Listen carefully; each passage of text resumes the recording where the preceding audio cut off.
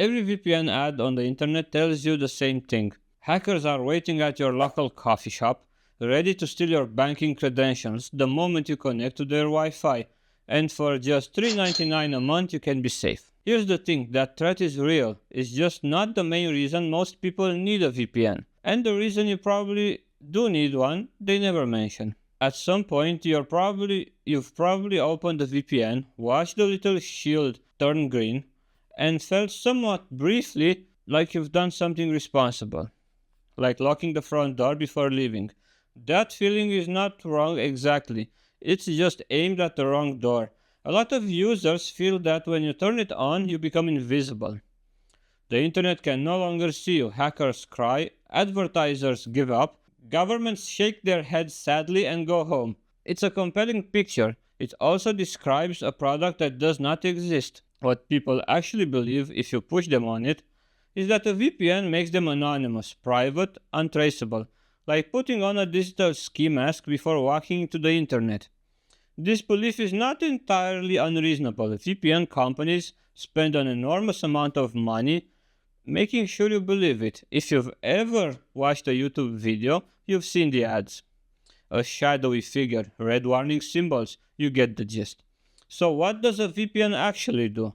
Normally, when you visit a website, your request travels from your device to your router, through your ISP, that's your internet service provider, and out to the website server. Every hop along that path can see where the request is coming from and where it's going. Your ISP in particular can see essentially everything. Which sites you visit, when and how often. They can't read the content of encrypted traffic, as we've covered in the past video about encryption in transit. But they can see the destination, and they keep logs, because of course they do. That's the actual value proposition, not invisibility. A change of who can see what. Your ISP loses visibility into your browsing. The website you visit stops seeing your real IP. That's genuinely useful. It's just not the same as not existing on the internet. Because here's the part that doesn't make it into the ads. The VPN provider now has exactly the visibility your ISP used to have. Every request goes through their server. They can see it all. You haven't eliminated the trust problem. You've relocated it. That's the whole transaction. So when a VPN company says we have a strict no logs policy, what they mean is we promise not to look at the thing we have full access to, which is reassuring in the same way a bank saying we promise not to look into your safe deposit box is reassuring. Technically meaningful, structurally unchanged.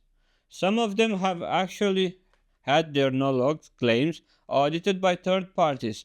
That's a real thing and it matters. But the audit tells you what they were doing at a specific point in time, not what they'll do next Tuesday. So here's why none of this gets corrected anytime soon. VPN marketing is built on fear, and fear is extremely profitable. The coffee shop hacker scenario, while technically possible, requires an attacker to be on the same network as you, actively running a man-in-the-middle attack against a target using unencrypted traffic. In 2026, when virtually every website runs HTTPS by default. To be fair, one version of this is still real. Someone sets up a fake hotspot with a familiar name your device connects to automatically, and now all your traffic gets through them. That one's legitimate. A VPN helps. It's just that occasionally watch out for fake hotspots doesn't quite justify the scale of the industry built around it. The actual risk profile of connecting to a coffee shop Wi-Fi today is, well, fine, mostly fine. Your browser is already encrypting the content. The VPN adds one more layer, but the house was not on fire before. The actual surveillance happening to you, the chronic, logged, monetized, ISP-level surveillance, is quiet. It doesn't come with a scary graphic, it doesn't have a hooded figure.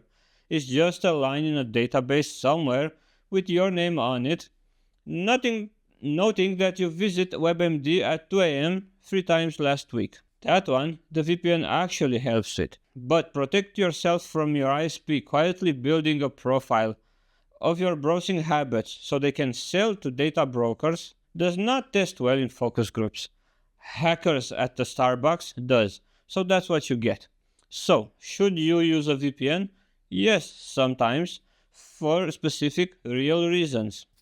Use one when you're on a network you don't control, public Wi-Fi, a hotel, a conference, and not because the hacker scenario necessarily, but because you don't know how that network is configured and you don't want to find out the hard way. Use one if your ISP is in a country with aggressive data retention laws and you'd rather that data not exist.